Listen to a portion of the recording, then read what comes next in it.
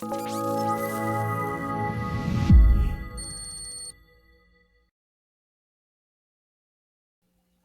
Storytellers, long-awaited episode here on the show. We overcame all kinds of obstacles and difficulties to be here, but it's my pleasure to welcome on the show Taylor Black. Taylor, good to have you. Laz, thanks for having me. I'm excited for this.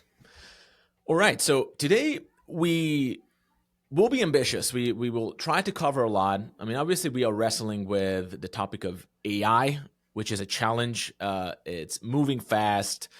There's a lot of attention going into the topic, a lot of money pouring in, and there are all kinds of takes from all sides of the aisle. You know, people are dropping their 2 cents. So we will try and stay grounded in reality today. So what I would like to do is really every good story has a beginning and a middle and an end, right? So maybe we can start with your perspective. So first of all, you are right now the director of the AI Ventures ecosystem over at Microsoft in the CTO's office, right? Mm-hmm. It sounds very exciting. To be honest with you, I don't know exactly what it means. I have an idea, based on the research I've done and the conversation that you and I had, but I intentionally left some things still in the shrouded with mystery, so that we can uncover that today. So, would you mind shining a light on what that role actually is? Yeah, for sure. Right, it's a proper large company title where it doesn't exactly tell you what's being done there. But I think the key thing is that I'm in the CTO's office. The CTO's office is an extension of the CTO. And what that means is we kind of do whatever Kevin Scott needs in terms of getting Microsoft work done. My niche, tiny niche of that ends up being working across the company in early stage venture building sorts of motions. And also kind of working outside of the company to understand what sorts of signals and insights we can gain from the broader early stage startup ecosystem. And as part of that too, I run an internal peer-reviewed conference motion in the AI, ML, and data science space, where we have a huge set of folks internally, about 23,000 or so practitioners of this technology in really deep ways, where we convene them about once a month around a peer-reviewed conference. It really helps our knowledge sharing and our excellence internally to be able to talk about Microsoft confidential sorts of things internally with our colleagues. And it's been a really great practice that Microsoft has developed over the last 12 years or so that I've recently become a part of as well.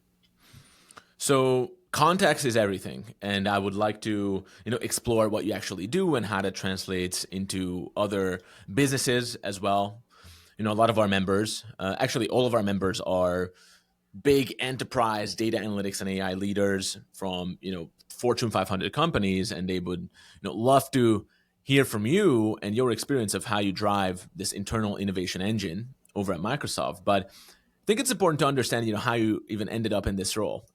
So with regards to your background, maybe we can go all the way back as far as we need to. Like, how did you get into data and analytics and AI? Yeah, totally. Well, I mean, if you want to go all the way back, it was in my parents' basement in the late '90s, learning how to program. I kind of taught myself programming in high school. And that ended up being a great way of paying the bills all the way through undergrad, grad school, and law school. Slowly developed into being, quote unquote, a full stack dev in the web space, building websites and web apps and mobile apps for as a design and development firm. And discovered we started building the same sort of thing over and over again, and turned it into a B2B SaaS product, a simple kind of learning management system, right when those were really becoming all the rage. You can kind of think of it as an earlier, less great version of Coursera, perhaps. But it did the trick for our customers and provided a lot of value for our customers. And so we learned a lot about that.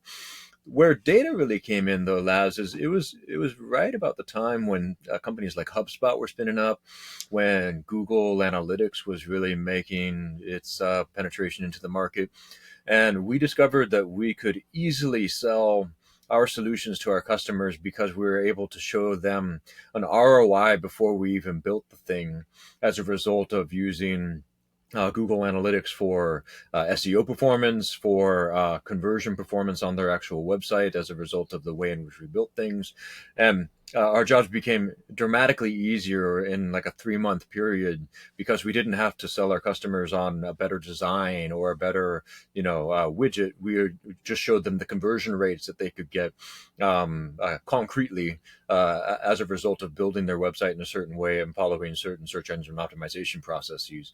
It was awesome, and it was a great learning for me that's kind of reverberated throughout the rest of my career. So it started off, quite technical.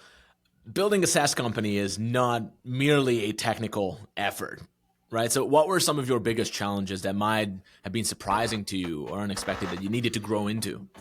Yeah, certainly. So there were a couple of challenges along the way at various stages. One, I was doing this while I was in school, and so that ended up just taking a lot of energy and time. Um, I found it actually really helpful my own self to kind of have a job all the way through school, undergrad and grad school. It lent itself a certain kind of focus that I think that I wouldn't have had if I had just been doing school directly. Um, so there was that kind of time challenge. The second challenge was having to really understand my customer well. I knew that the site looked better if I did it in a certain way. I knew that if it was faster, my customer would benefit. And I knew that if their search engine results were tweaked in a certain way, they would go up the stack. Of course, that was all technical source of answers to technical source of questions that I was asking myself as a technical person. Being able to help my customer understand that and understand their business problems at a deep level in order for my technical recommendation to make sense as a solve to the very real business problems that they themselves were having. That took much longer than I care to admit, and there was a lot of blood, sweat, and tears that went into that, as well as a whole lot of wasted iterations of things that didn't need to be built, but the customer demanded because I was doing a poor job of couching why I was developing things in a certain way.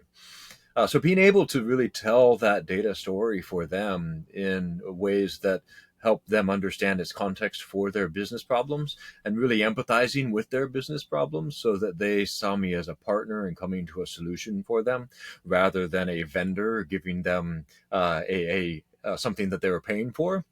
Ended up reframing the whole discussion so that both of us were able to achieve a much more lofty business goals as a result of that partnership and that camaraderie and understanding of the overall problem that they're trying to solve. Yeah, so that was a huge learning. I think the third learning that really kind of came to me a little bit later too was growing and building a team. That myself and my business partner were great kind of executors on our own, and we had a really good friendship and rapport that made it easy for us to interoperate together. But as we started adding other folks to the team, being able to manage their interactions between each other, driving our own kind of leadership style, and being able to translate what we're trying to achieve to that larger team was a new set of challenges for me. My leadership experience up until that point had been a little bit more structured in really tight reporting sorts of ways, set up by people other than I, and reporting up to a different level of command.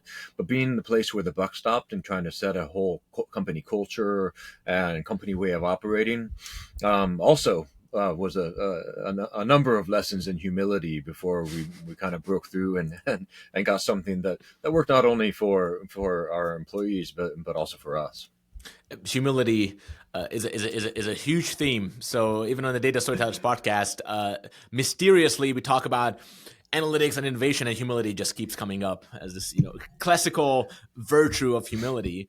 And I actually read your article, I think recently you posted about how humility is so crucial in the age of AI, which we will, I'm sure we'll cover that too. So just a quick question, and this is more of my personal interest, because you mentioned that you had a kind of a co-founder, business partner, Hmm. right, who you also had good rapport with, a Hmm. personal friendship as well. I know that when you're building a company, one of the hidden obstacles is often the issues between the founders. You know, that Hmm.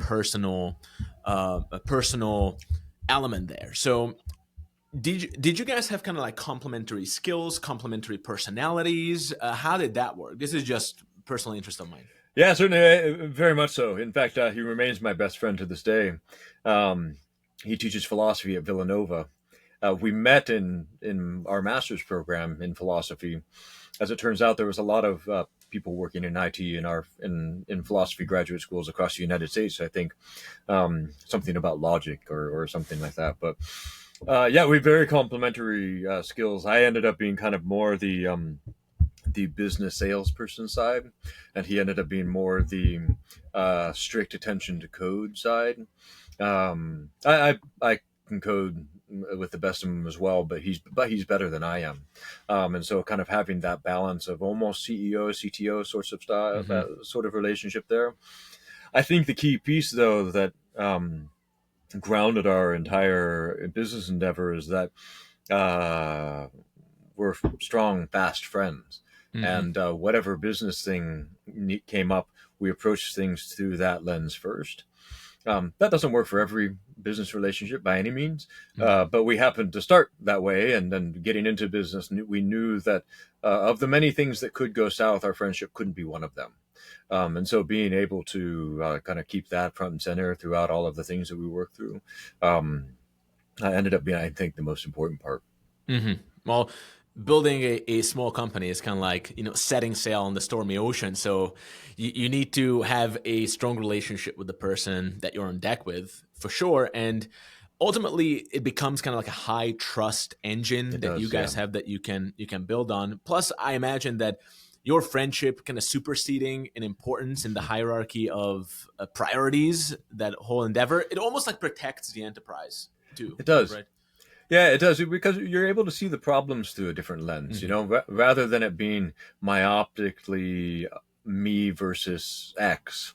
It's a wait a second, I also need to see this from my friend's perspective, which of course gives you a more circumspect view of the problem in the first place, rather Mm-hmm. than it being from your own personal myopic view.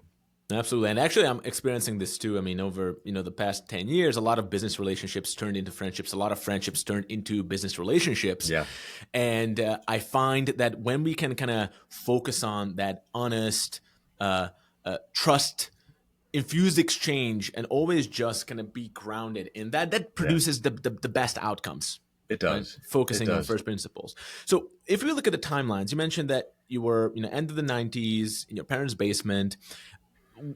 Today, the whole bubble conversation is obviously huge. Everyone is now predicting the AI bubble, which we'll get to in a few minutes. But then parallels are being drawn, and I did draw that parallel, I think, all the way back in like January, through an article, and it's being drawn more and more that what we're going through now with AI is similar to the dot-com bubble, and some people even draw parallels between the housing bubble, right? But maybe from the building a SaaS company perspective, how did the dot-com bubble impact you guys? When we look at the timeline of you guys starting the company, building the company, and then selling at some point, I imagine, right? Hmm. How did that line up with the whole dot-com craze and the bubble Yeah, bursting? totally. So we started the company in '09 and sold in 2015. Okay. Um, the interesting thing, though, because of the way in which we went about it, the way that we discovered our customer problem as a result of first being a dev shop, is that we never raised. We bootstrapped the entire thing all the way through. Um, while that led to perhaps a less massive return than we might have had otherwise, we kept a whole lot more of the cap table as a result. Oh yeah. Um, and so, in some ways, the dot-com bubble didn't really affect us very much. Um, because we were serving our customers with something that we already knew that they needed and that they were already able to make money on in terms of being able to deliver content in a SaaS subscription sort of way. Um, and so really the reason why we sold in 2015 is that we both wanted to go do something else. My partner went and finished up a PhD in philosophy and now is a philosophy professor. And I wanted to go do early stage again because we had kind of grown to a size where it was less early stage. And I love that 0 to 1. Once you find product market fit, the growth scaling is hard and important, but also something I'm less interested in. So, yeah. I love that your business partner is now a philosophy professor. So having under his belt a bootstrapped company building experience and selling, that must have really grounded him in reality. Yeah, no, 100%, 100%. We do chuckle on that score, given our how closely we work together and where we sit on different coasts now, for sure. Yeah. So this is awesome. Actually, with bootstrapping, funnily enough, that's where I have most of my experience too, of just bootstrapping. I think bootstrapping, even though it's hard, really gives you solid foundations, It does, right? yeah. Because all those insufficiencies, all those blind spots get exposed early. So you Yep. need to build on real things, real solutions, real demand, real sales, real Yeah. revenue, real profit. And of course, at the end, you keep more of the rewards as well. Yeah. I don't know if you've heard about that story with FanDuel. So the founders of FanDuel actually kept zero of the acquisition price in the Oh, end, yeah. like Yeah. $0. And I know because actually one of our members, Dejan Mitkovsky, who used to be their VP of data, he gave me some firsthand reporting on what happened there. It's crazy. So Yeah. with you guys, so basically 2009 to 2015, once you sold, what did you do after? What was your next big stop? Yeah, it was that I went back to that insight with regard to how data was able to um, sell my solution to my customers because I was able to make that translate all the way through. So I went into business intelligence. I became a business intelligence consultant and worked for ESPN and Disney and T-Mobile, and I spun up a little bit of a certificate at a local college around business intelligence. And it was a blast because it was working in sports data, I was working in social media data, I was working in all these different veins where it was just using data and my understanding of how to kind of explain solutions to customer problems with what data was available in rich ways, including a lot of visualization. Where I just kind of played around with that for about a year and a half. It was a lot of fun.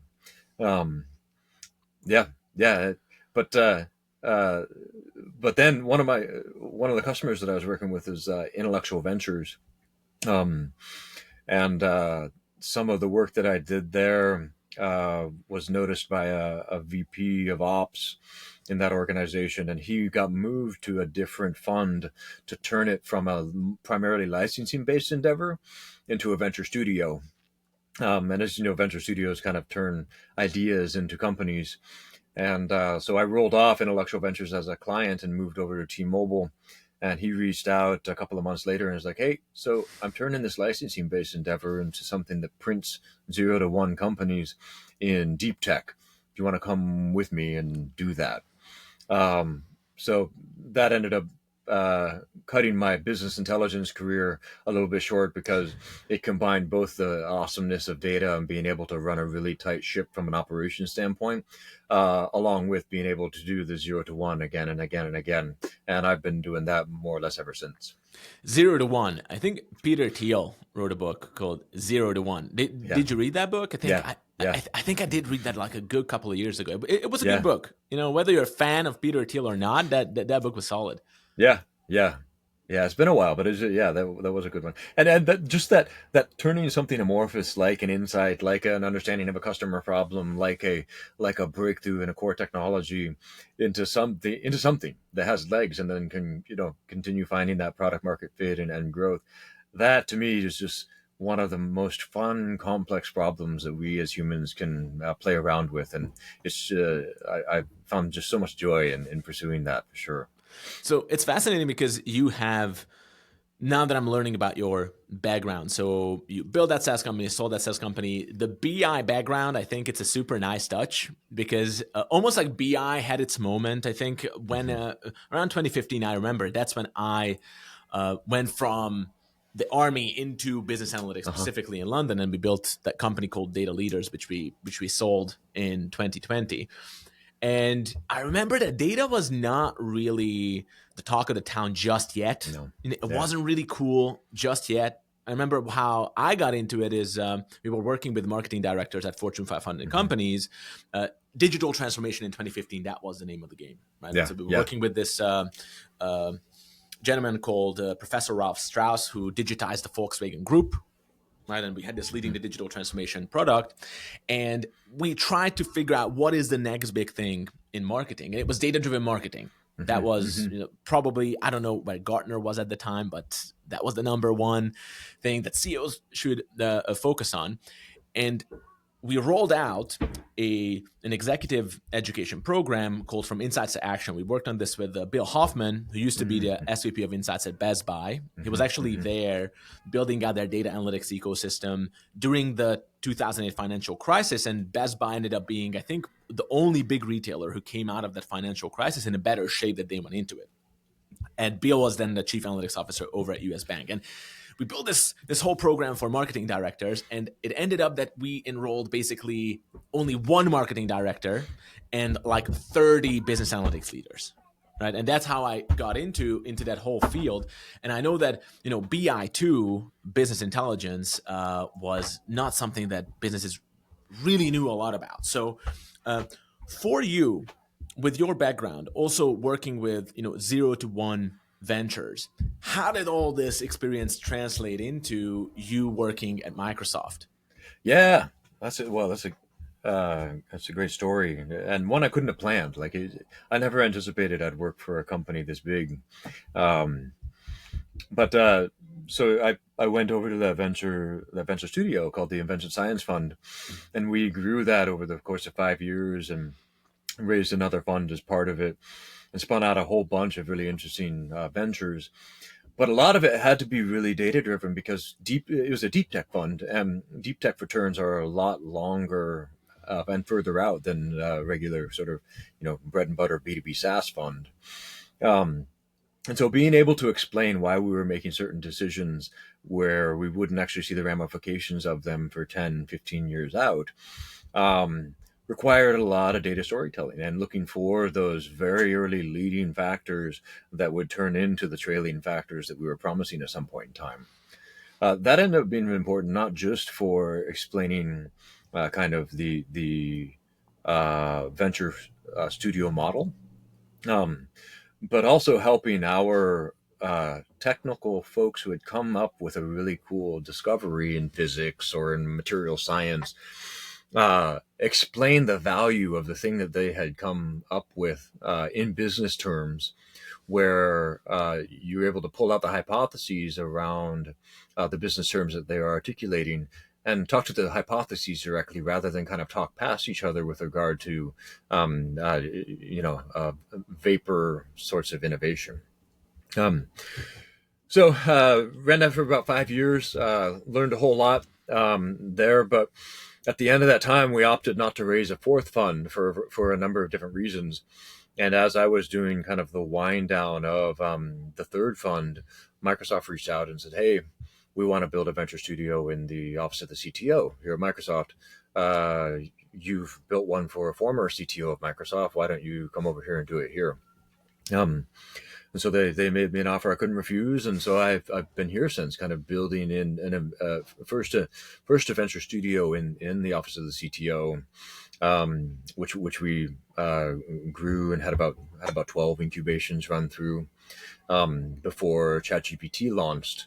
And then we were kind of redirected into providing that sort of early stage venture building mindset to our product groups across the company, because there's a certain synergy between being able to iterate quickly and in a startup like mentality, um, while also maintaining that massive enterprise level cycle of motion and robustness in what you're building, and that tension between those two time frames and the two different ways of doing things is where I've lived for the last couple of years, and it's remained super fascinating to me. And I will shamelessly will dive into the nuances of that because I think it's fascinating. Before we do that, so the past 10 years between 2015 and 2025, I mean, it's been a crazy news cycle on all fronts, but also in tech specifically. And now AI took over completely. Even though AI has been around for a while, um, now we even have these distinctions of traditional AI, and then we have the large language models and all that. When did AI really become a big deal for you and your role from your perspective?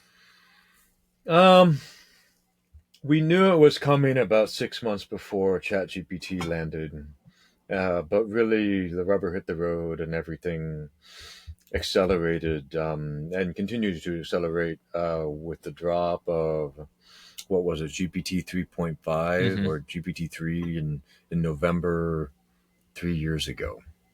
Um, that's where everything took off, particularly in the office of the CTO, right? Because it was Kevin Scott who recommended the investment in OpenAI. That relationship was run out of our group.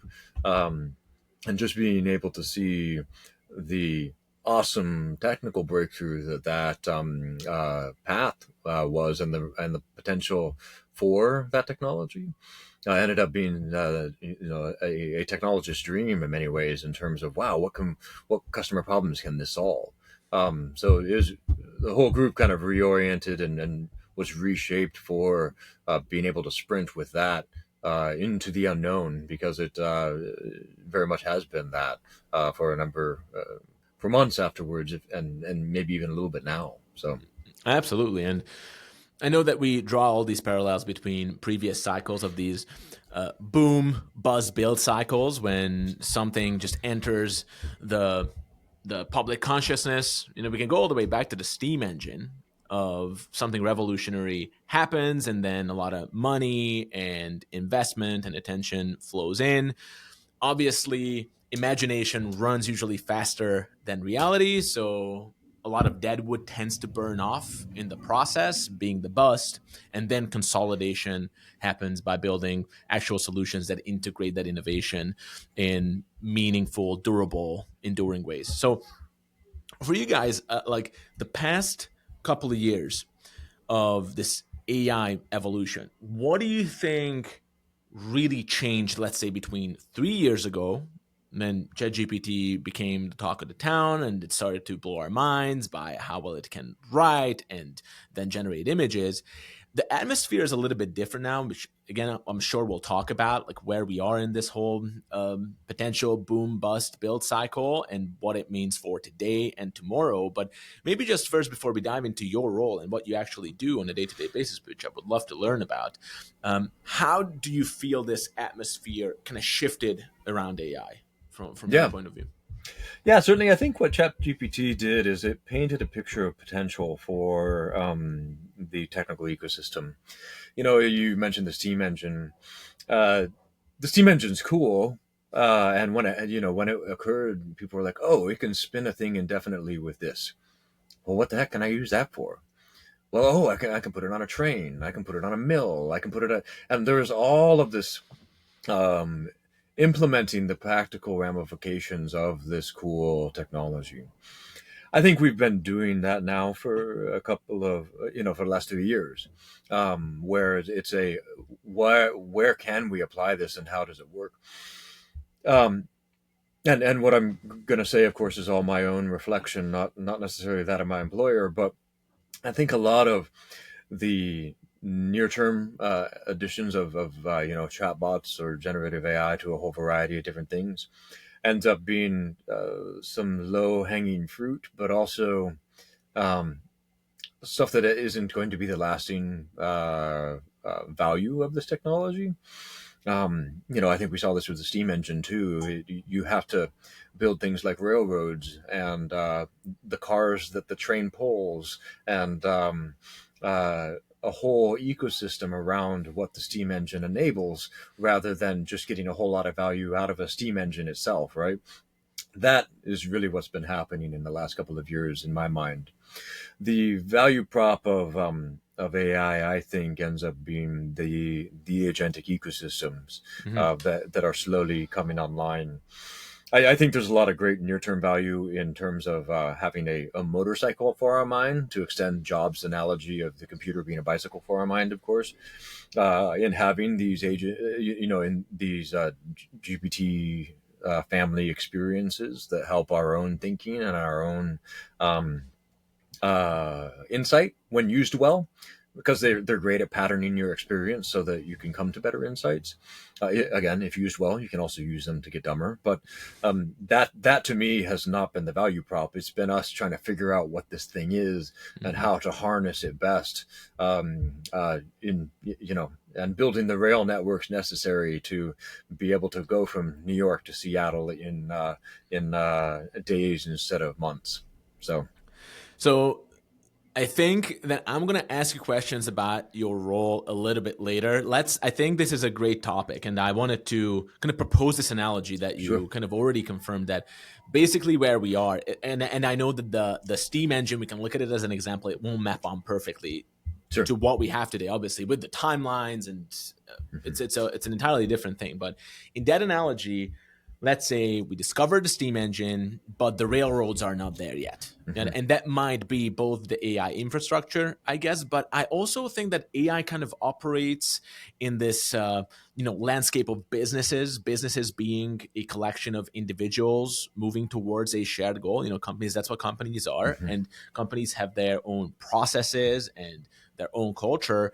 And those elements are not necessarily ready or designed to accommodate AI. It's a Yep. cool idea. People are interested. Some people are hesitant. Some people are skeptical. Some people are excited. So it's kind of like a little bit of a chaotic mess right now. Also, companies are trying to figure out, okay, how do we take advantage of this today? How do we Mm-hmm. restructure our companies?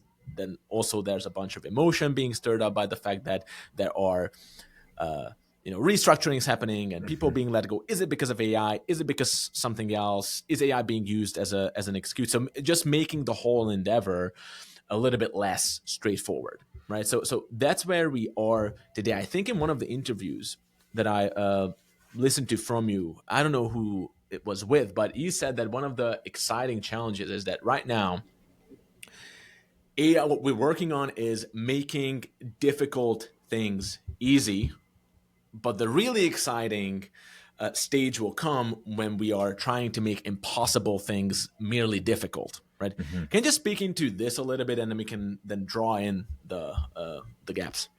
Yeah, certainly. And I think actually it does have more parallels. This AI moment has more parallels to history than we might want to acknowledge, because we spend time paying attention to the rise of the railroads rather than the fall of horse and carriage. you Hmm. know the, so I think there's a parallel story that happens along each of these, that as Braveheart tells us, history is written by the winner.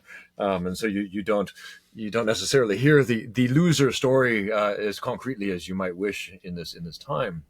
um, and that's to say, right, I'm the future has yet to be written, so I could be terribly wrong about this on the trajectory of AI.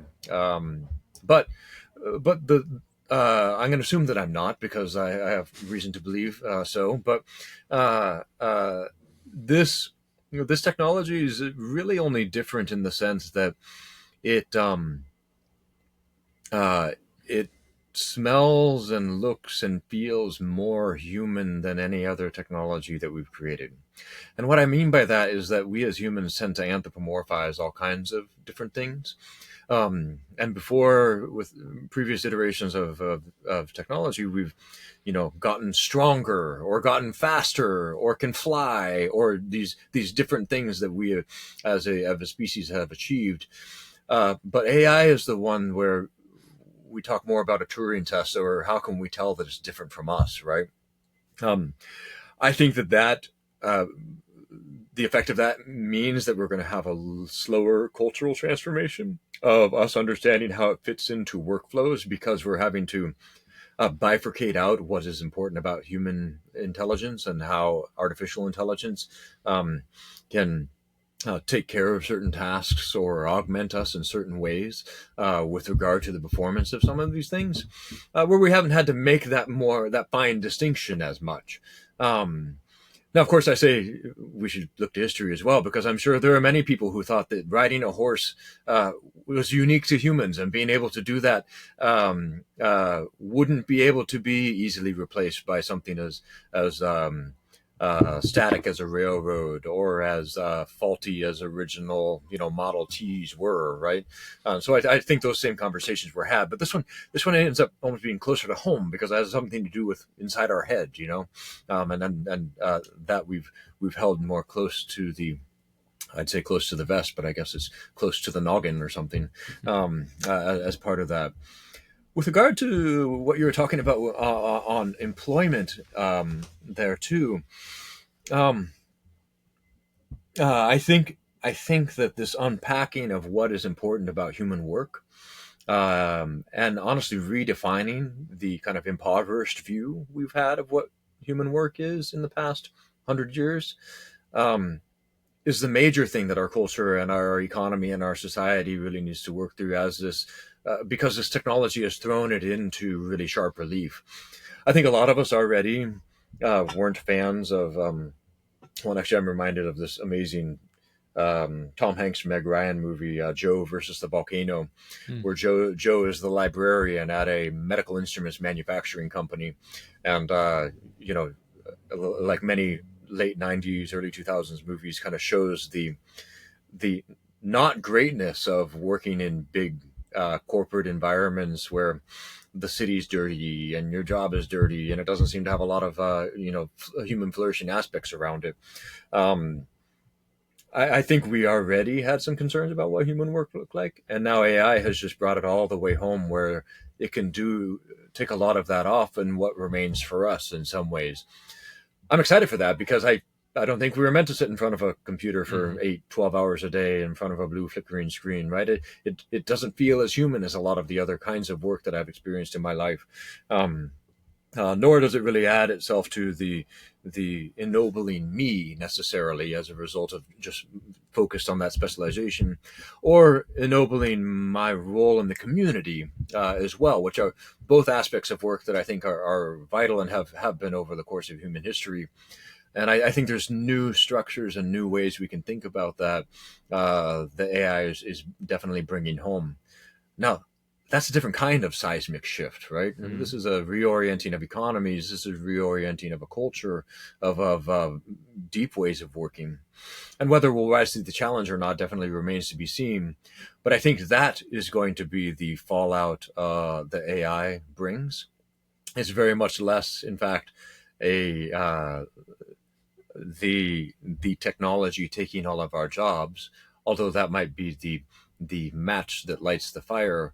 And it's very much more a most of us would like the nature of our work to change in some substantial ways anyway, Mm. and we need to rethink the structures of society a little bit in order to do that well.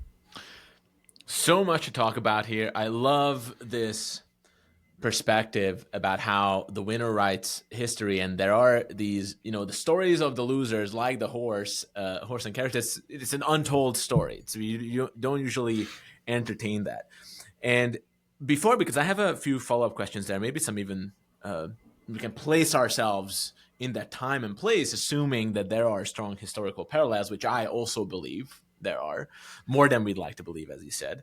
But you said something very interesting here, that, and I think I've heard you talk about this in one of the other interviews, that this whole sitting in front of a computer all day, it's a very short experiment that we've been running, for not that long, actually. I mean, for us, who kind of grew up already in this, it's sort of like water to a fish. But if we zoom out even a little bit in historical context, this never happened before. And it seems like that it's not going to continue infinitely into the future either. And we've been running quite a few of these short experiments as a society, and we are hitting some walls, I think, and this might be one of those. And quick question, like, do you work from home? Do you also go to the office? It's like a hybrid thing? Yeah, it's a hybrid thing. Okay. And even that, even the fact that now we are working from home with computers, how do you see this changing? The whole idea of, hey, wait a second, we actually don't need to have these incarnational experiences, shared experiences with each other, to now it seems like it's making a huge comeback.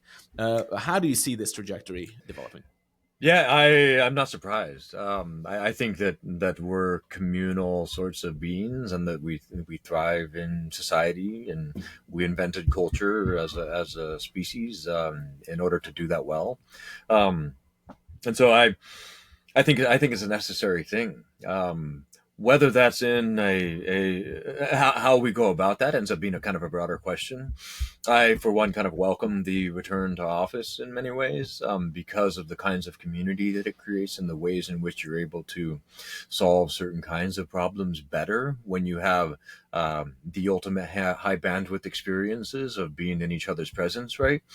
Um, in fact, I think there's a lot to be said on that score, but distilling interactions to eyeballs and ears on a medium like the one that we're encountering each other on is so weird in all of human history that and the preference that we give it rather than acknowledging all of the different ways in which we actually share information when we're in the meat space together, um, which I think all of us felt during the pandemic, which was a very interesting um, thing to happen in this sequence of time as well, in terms of our understanding of how important it is to be in each other's presence.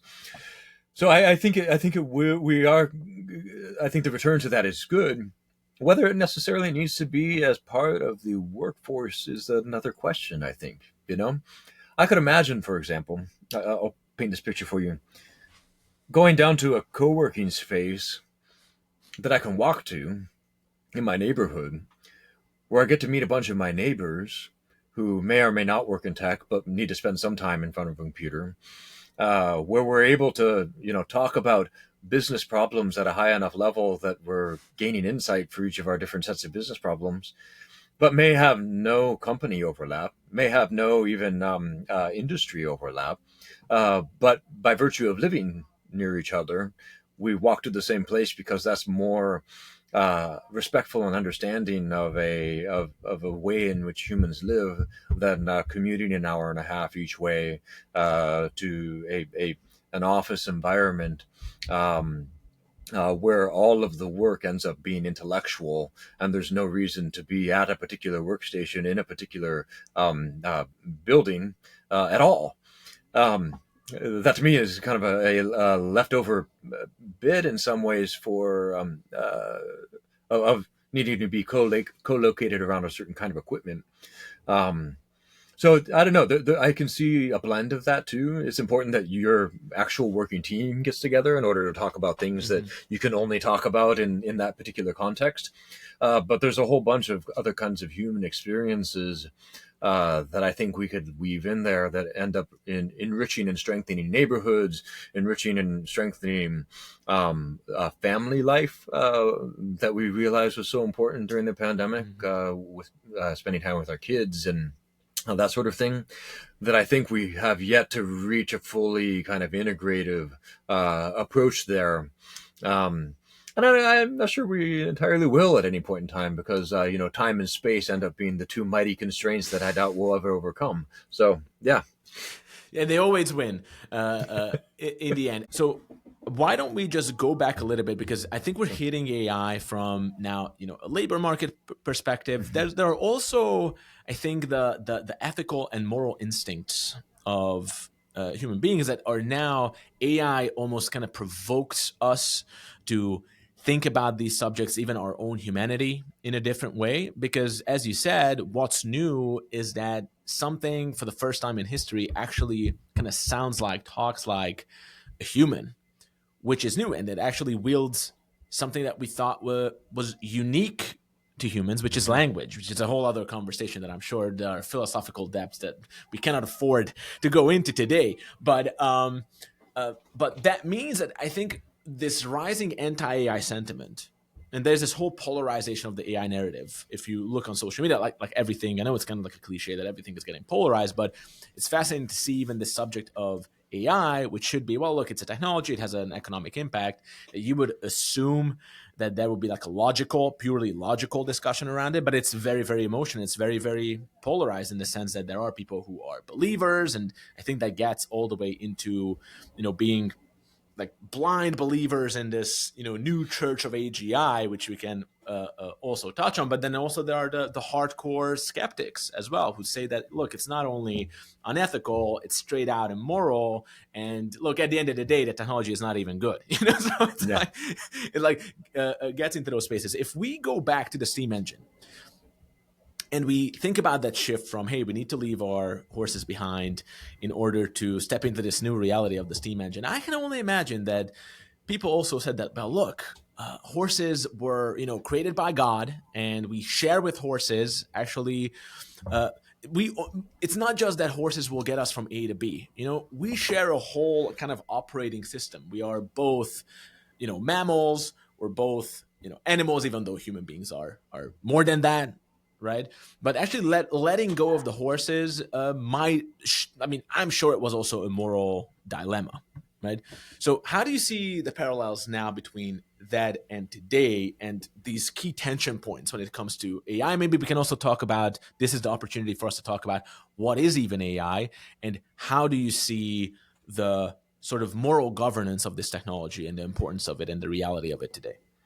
Yeah, certainly. Let's take that the horse analogy. I think, right, because we had to figure out what the steam engine was good for, um, and that's a very pragmatic question, right? Can I use it to get over a mountain? Well, not really. You had to figure out tires first, and you had to figure out, well, you can't really stoke a motorcycle, so we had to wait for the internal combustion engine, but that came out of the steam engine too, and so there's a sense in which you could see steam engine enthusiasts saying, "Wow, you can do anything with this," and in fact, it can replace a horse in all circumstances. But and that's just not true, because it's a fundamentalist misunderstanding of the technology, right? Horses indeed remained a great way of going about getting over mountains and hills for a number of decades after the invention of the steam engine. And it took something like the motorcycle, or even the mountain bike, perhaps, to get to the space where you're able to do certain things that more closely parallel where a horse ends up being really good. And that's the pragmatic aspect. Now, there's kind of a moral and a how is it affecting the person using it aspect that ends up being important here too, where maybe we weren't supposed to be able to get from New York to Seattle in a couple of days. Like, where's the value in that for me? Am I becoming a better person as a result of being able to do that? Now, I'm reminded of some meditations that and actual ramifications of this technology. I was just reading, in fact, a biography of Rockefeller called Titan. So a really well written biography. Rockefeller's father was a bit of a charlatan, and ended up being a bigamist, having two families in different areas. Which would have been very difficult for him to do had it not been for certain technological advances, right? So he could move, and this is an exception that proves the rule in some sense, right? Where if you don't have an automobile or a plane or a train, it's really hard to keep two families in two different towns without them knowing about it, right?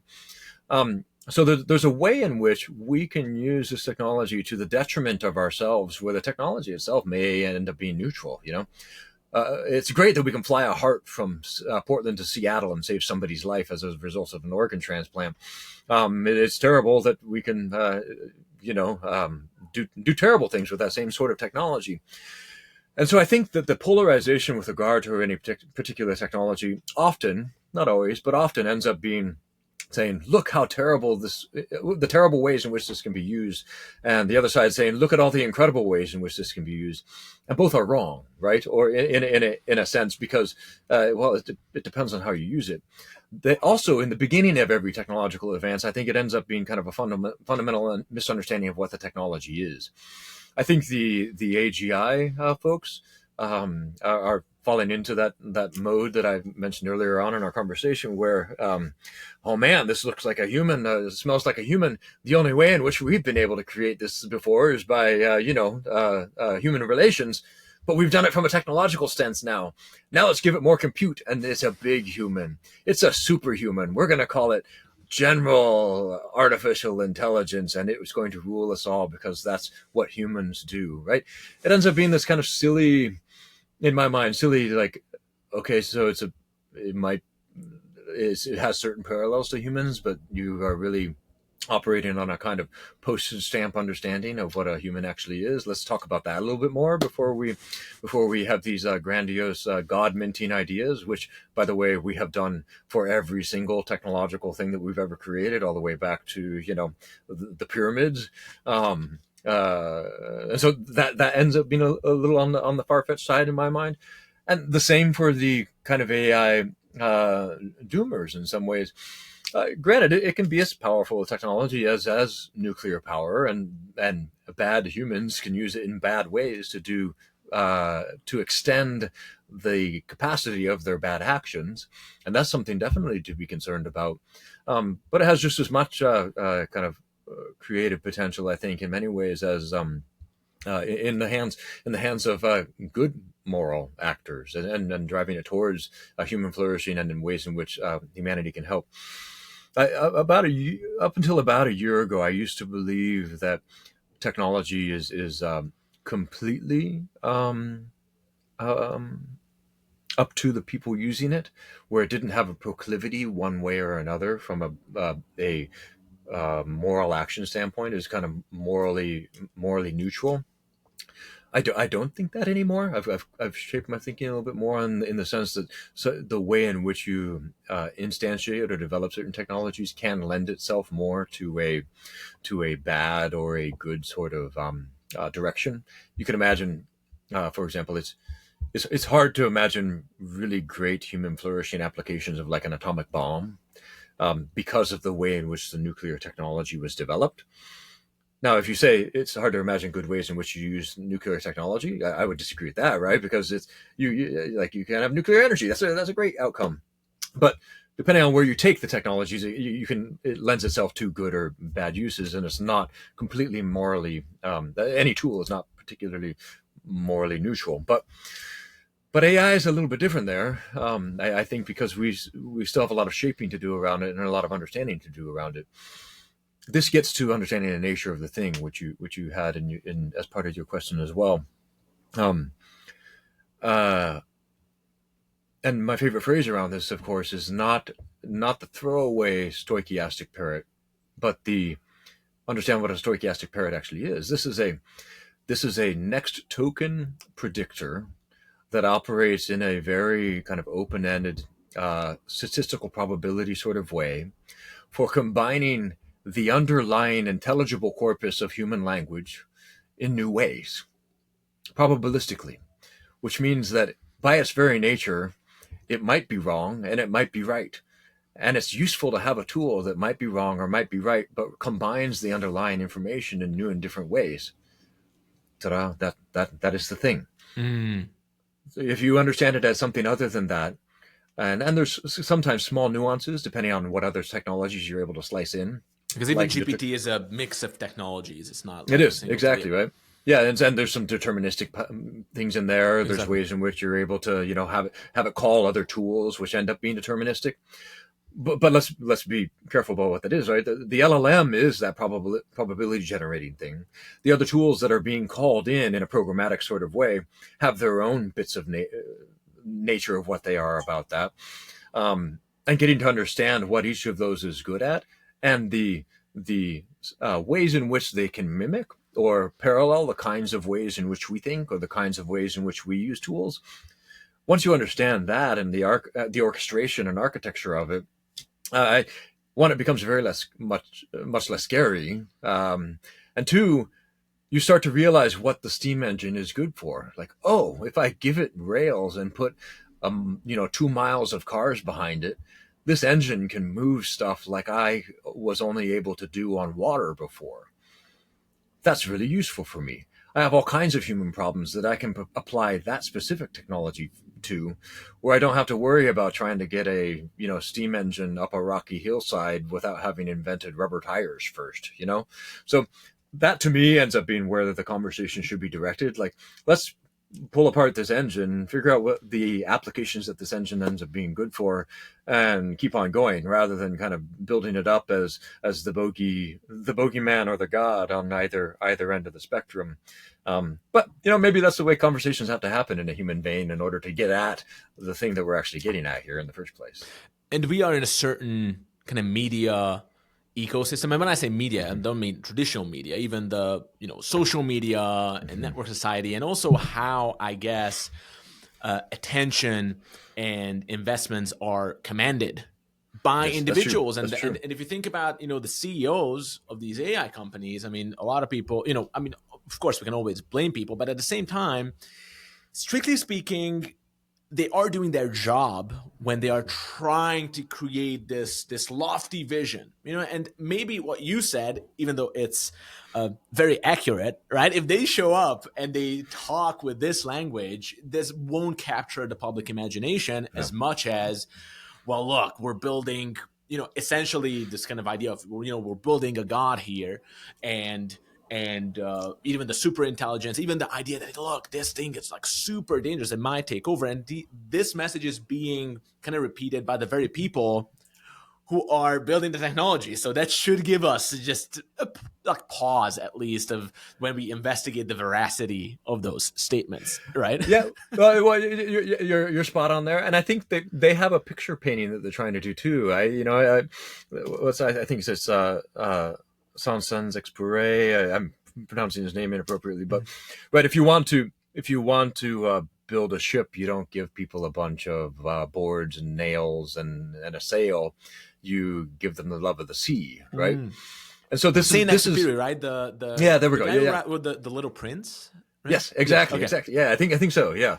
And they're doing a similar thing here, right? In ways that are entertaining to me, I suppose. But right, in order to get back to that thing that you said, that actually Kevin Scott says often, where what impossible things are now merely difficult. Sometimes you have to paint the god. Sometimes you have to paint the demon in order to reimagine the things that used to be impossible. Now we have a god at our side in order to hammer away at it. Maybe that's the approach that they're taking. I think there are better ones, but I don't blame them for trying to paint that picture of possibility so that we can reframe the impossible into things that we can now do with this new technology.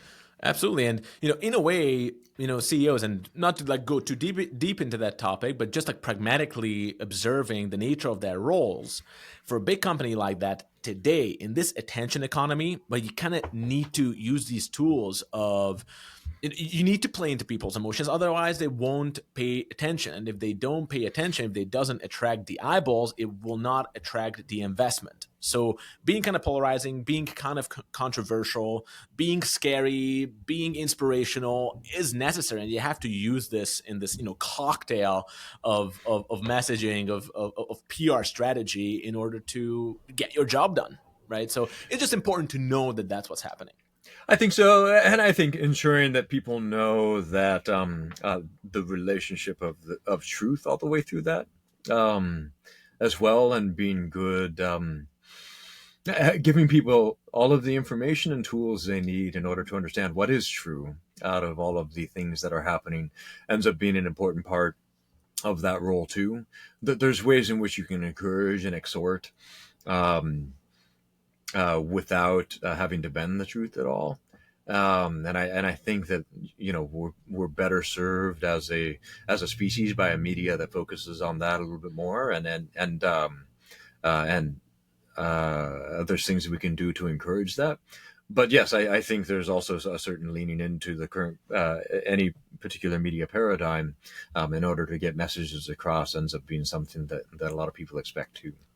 And this might be one of those passing moments, because if you, again, just observe where media is going itself, right? We really went from, talking heads reporting the news to what we have now.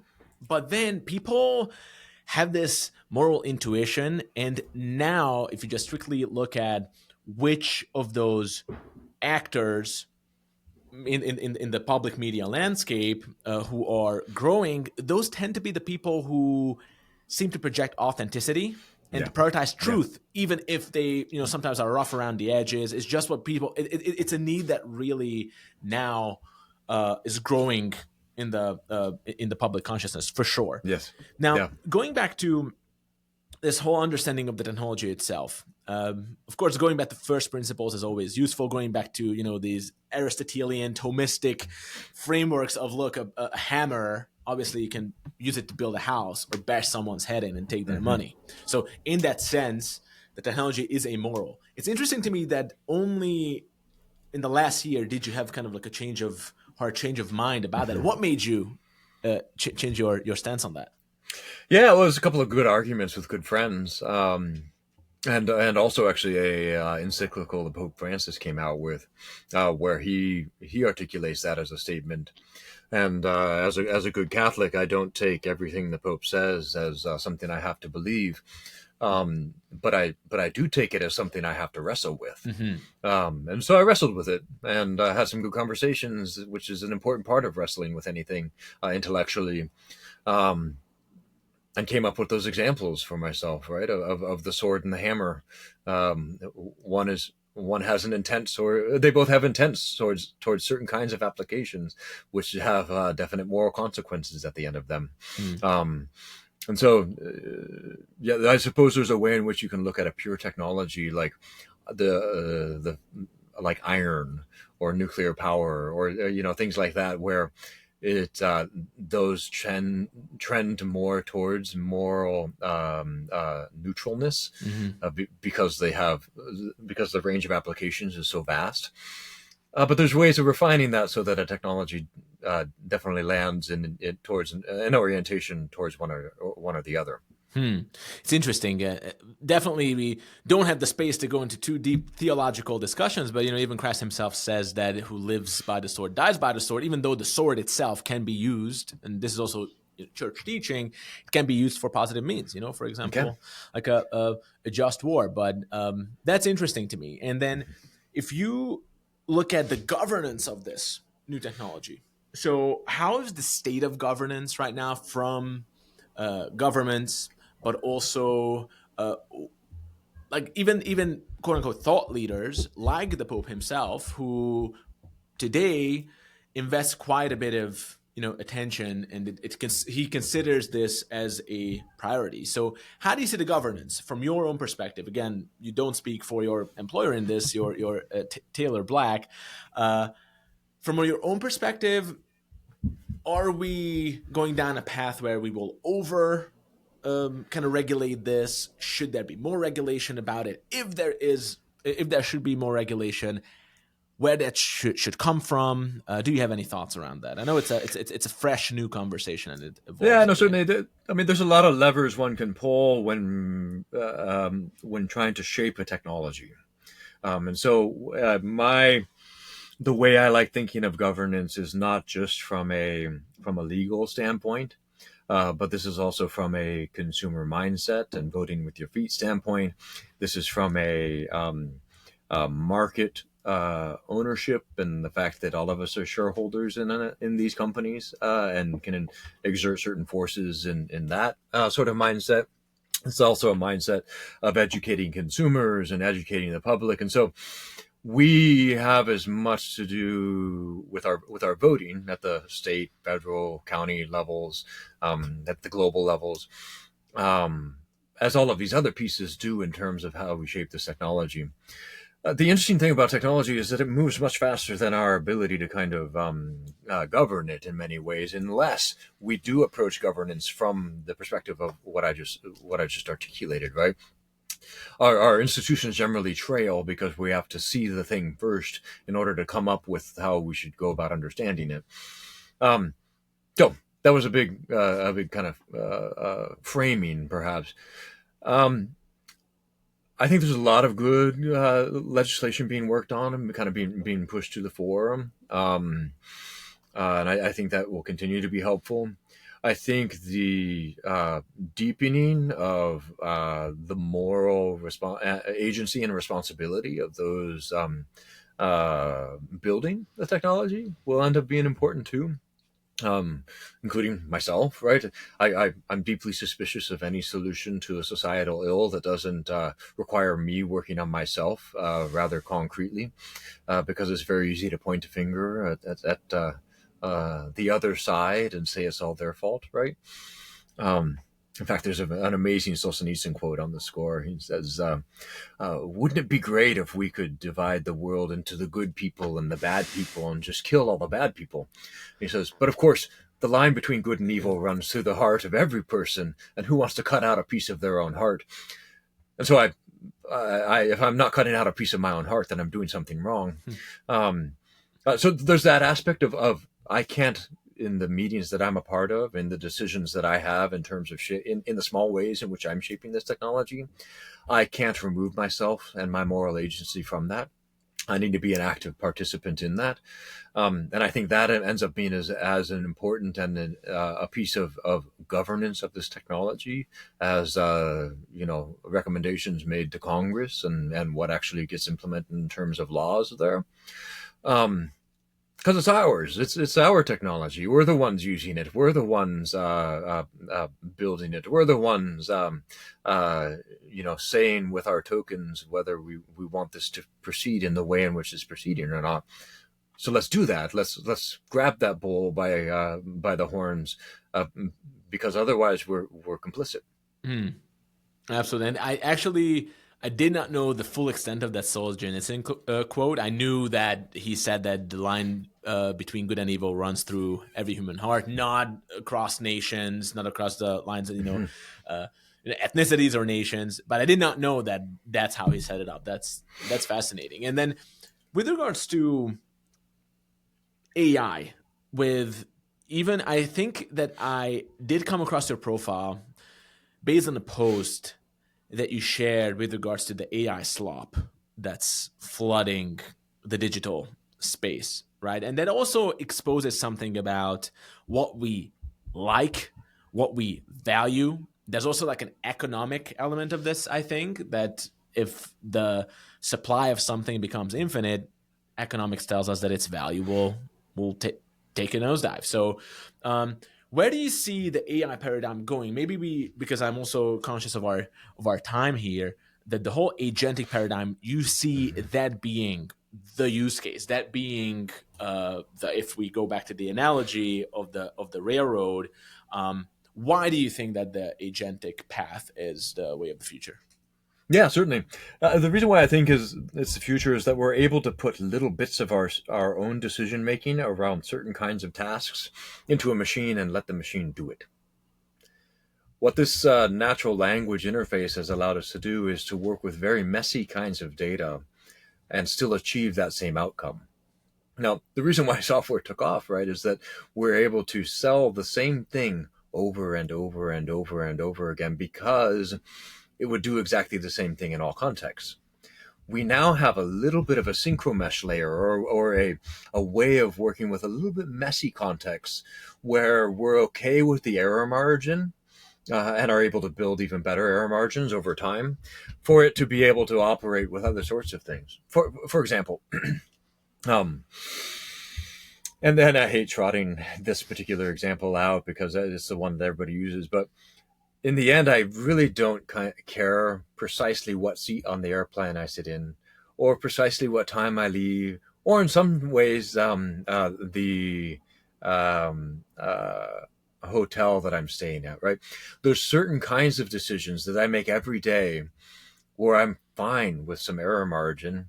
And if I'm able to say, here are the kinds of decisions that I am comfortable with an agent of mine, and remember the old sense of agent where I would hire somebody to do this and I would trust their decision making within a certain vein, and they had the agency to operate on my behalf. That sort of thing, I actually think there's a huge number of things that we're willing to have things operate on our behalf for. Um, getting tickets, making a bunch of financial decisions with regard to my household, scheduling. I don't think we reflect on the huge number of little kinds of things that we make decisions on every day, where actually that margin for error is a lot larger than even agents today would be able to handily solve. So I think there's a huge chunk of work that everybody does in every industry with their head currently that doesn't actually need to be done by our head because we're happy to have that margin of error. But what we've been waiting for, of course, is the railroad lines and the long train of cars behind the locomotive where the steam engine finally finds its work. So far, we've just had a steam engine sitting in the middle of a field, and that we can point at it and say, wow, that's cool, but it doesn't really do much for us. We've needed all of this ecosystem and infrastructure to be set up, and it's in the very early stages right now where we can see the power of this technology now being able to do that chunk of labor that nobody else could do before, or we hired out, or we, our significant others at home making the home were doing, and now it can be done on a chip.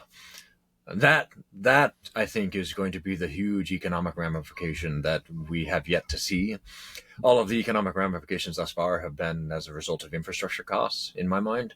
We actually haven't seen AI disrupt any jobs yet, again, in my opinion. But the shoe's going to drop. Yeah, sooner or later. And even with this looming AI bubble burst, there are some differences to, again, there are a lot of historical parallels. But for example, AI, first of all, did not really impact jobs in a way that not a lot of people have been fired because of it directly. Yep. But also, not a lot of people have been employed by it either, right? In the dot-com bubble, which is brought up most often, had over 10 million people were employed by that, and then when that collapsed, all those people became unemployed, which then sent all these shockwaves through the economy. Now we're gonna just look at the future. We have like 3 minutes left, I know, from our scheduled time, but how do you see 2026? What are you excited about? Do you think an AI bubble burst will happen, and if so, what will be the fallout, or we just won't even have it, and where the technology will go in 2026, you think? Yeah, no, that's a great question. And then again, this is all conjecture on Taylor Black's part, not as a part of my employer. I think agentic ecosystems are going to happen, and we're going to start seeing the first real job loss as a result of AI taking somebody's job, not just because of infrastructure spend by tech. I kind of actually, one of the areas in which I agree with Sam Altman is we might see the one-person billion-dollar company next year. I could see that happening too, in terms of economies of scale that an individual is able to achieve as a result of fleets of agents working on their behalf. If there is an AI bubble, it will be because we haven't figured out the new jobs that come with this technology. The technology itself is here to stay and will have a greater impact, in my mind, than anything we've built on silicon thus far. But does that mean there won't be a bubble? No, we could totally have a bubble. All of the funding could be could fall through the floor because we spent it all on steam engine motorcycles rather than realizing, oh, actually the best application here was the locomotive and we should do that instead, right? And so that could definitely still happen. And so that's where I don't have much to say with regard to an AI bubble. But this is the most significant thing we built on silicon and will continue to shape work and the way in which we think about work and the economy in profound and deep, long-lasting sorts of ways that I think we really have yet to surface, because we still have to find those things that we thought were impossible that are now merely difficult. Well, I think this is a great note to finish on. And we had to sacrifice like 15 minutes in the beginning to deal with some technical difficulties, so we won't have time to dive into what you actually do and how you do it in terms of driving innovation within a large enterprise, being an entrepreneur in a way. But maybe we can leave that for a future conversation if it's meant to be. And I really enjoyed this discussion, Taylor, and I'm sure that the audience does too. And it's a very exciting time to be in this space, and I'm glad that we have voices like yours who can kind of ground us, not just in pragmatism, but also some, moral reality. Of course, let us know, and I'd love to do another session on corporate venture building, because that's a whole space that deserves its own hour and a half as well. So, thank you for having me on, and I'm grateful for the conversation. Absolutely, and then we'll definitely do a part 2. Appreciate you. Awesome. Until next time. Sounds good.